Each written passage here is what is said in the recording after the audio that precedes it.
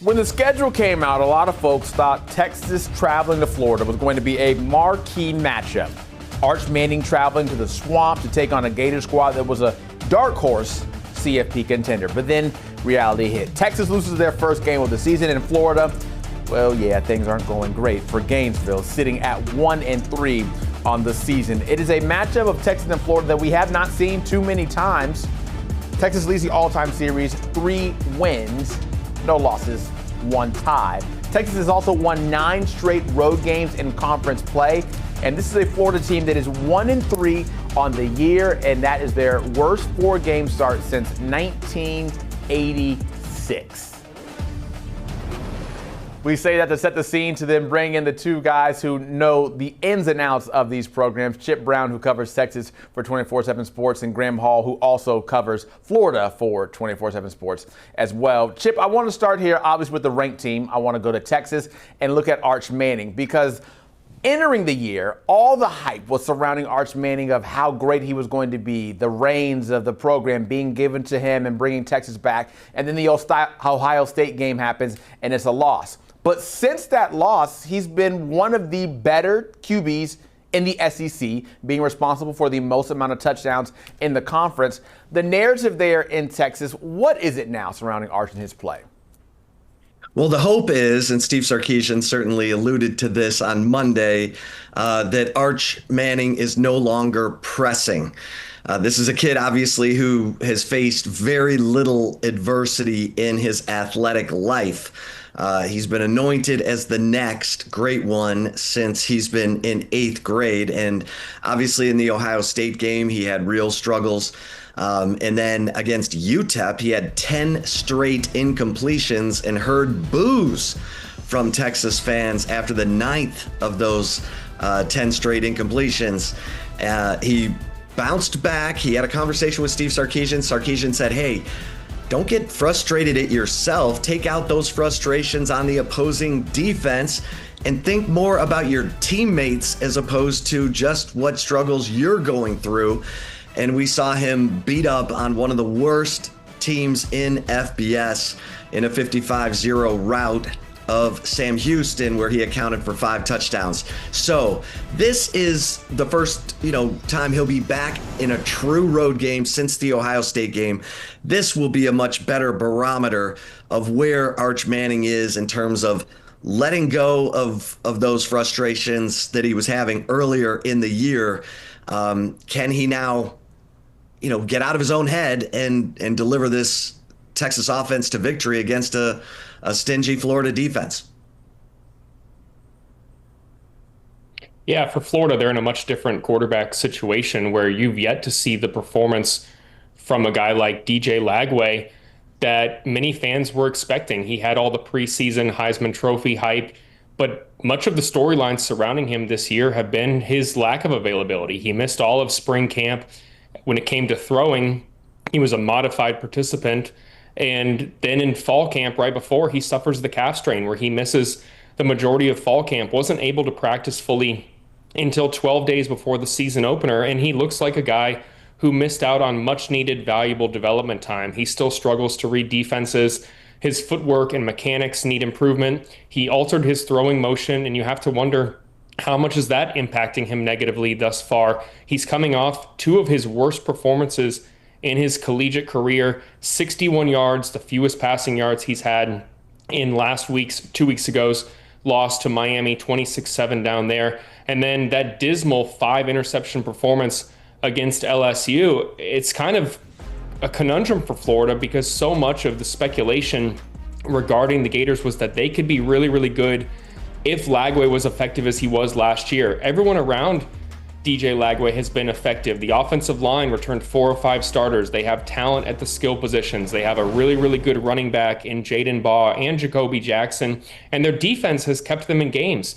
They allowed 2 touchdowns combined through the first 3 weeks of the season. Obviously, last week against Miami got away from them, but this is a defense that has kept them in games, but they've failed to execute. 0 for 13 on 3rd down against the Canes, and they've just struggled to create the downfield explosives. Fans are wondering when they're going to see the DJ Lagway that they saw last year, or even if he's capable of playing to that level, just knowing how much he has battled over the previous 9 months to even be able to play this season. And now going against a vaunted Texas defense, is he going to be able to have the success that could facilitate a turnaround for Florida this season? It remains to be seen, and it's probably the biggest question on Florida's side heading into this game. Yeah, so many ways to look at this game. And I guess before we go even further, I need to tell everyone, in case they do not know, I am a proud University of Florida alum. And Graham, that brings me back to this point, because I know a lot of Gators. I don't know many people who want Billy Napier to remain the head coach of the Florida football program. How desperately does he need a win? Forget like that. I should say he just needs to try to get a win. What is the state of the program, and how can we move forward given all these shortcomings to this point?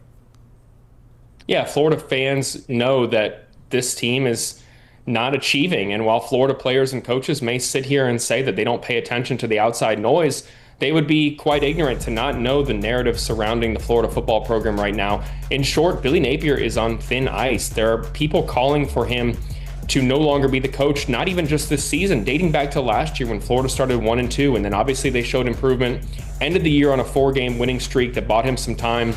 But many people expected him to make an adjustment to his coaching staff and give up play calling duties, which you've seen so many coaches choose to make that decision, swallow their pride a little bit, and understand that they need to be a CEO type coach and not be the main play caller. Billy Napier doubled down, maybe even tripled down in a sense, in maintaining those duties, and it seems like he is going to either right the ship or go down with it. If Florida is not able to have their success on Saturday offensively, those cries for Florida to part ways with Napier are going to be deafening.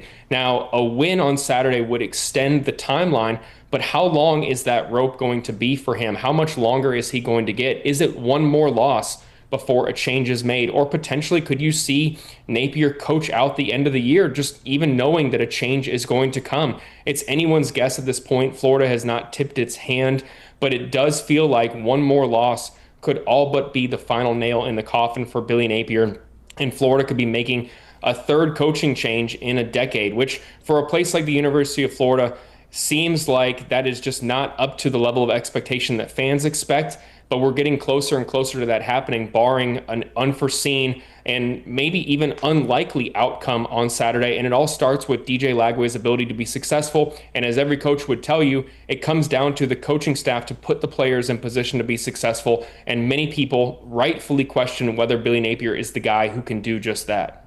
Yeah, the tweets are out there, people tracking planes to see something flying from Gainesville to different spots all across the country, just to tell you how the fan base feels right now. Chip, you look at Texas and you figure, okay, what do they need to do and how can they get a win?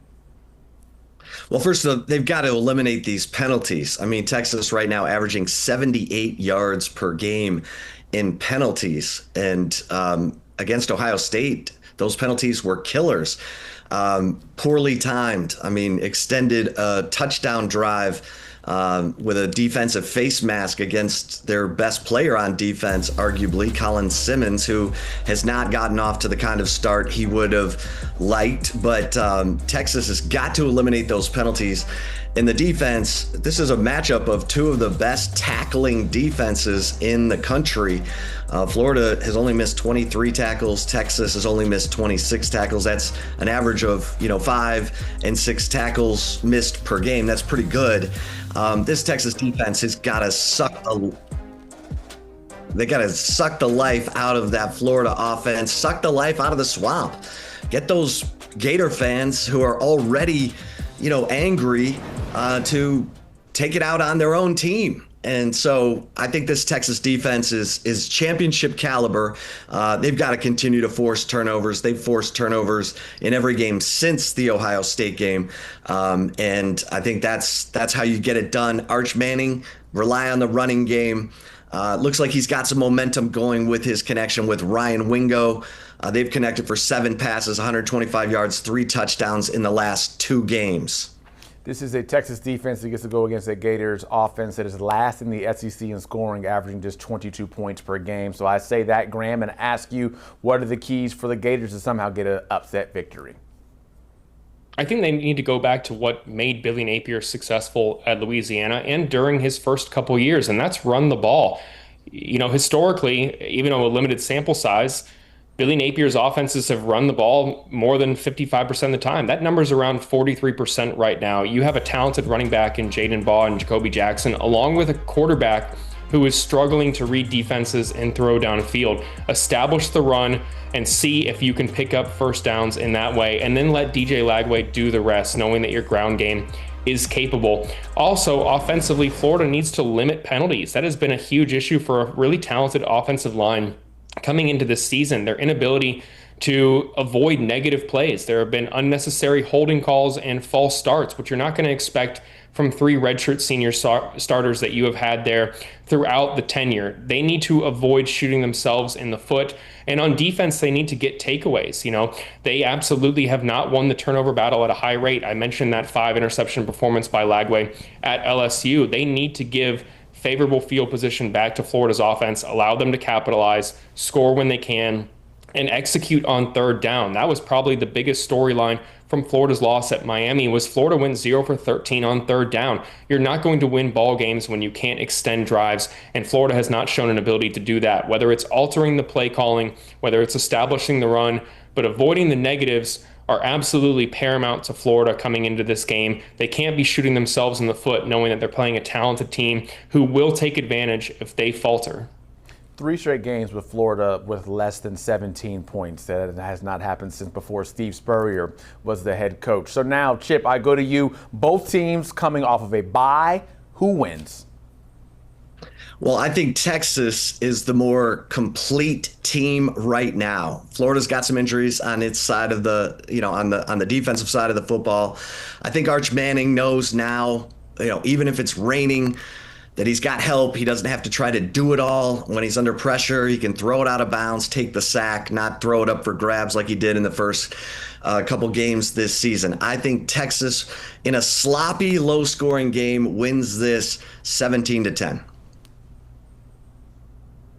Yeah, I think that you're going to see Texas score a few more than that, given those injuries that you mentioned, Chip. Florida's missing a pair of starters in their secondary, in Dijon Johnson, who suffered a season-ending injury at that loss at Miami. And then Aaron Gates was a guy that Florida was hopeful that they dodged a bullet with, but he's going to undergo surgery. That is another blow to a Florida secondary, which has been really effective. And then the interior of the defensive line, missing too many key guys. Caleb Banks returned and was a potential first-round pick, but has played just 29 snaps, and we don't know if he's going to return this year. Is Mekhi Barrow going to be available? Florida's defense has been impressive, but they're too banged up, in my opinion.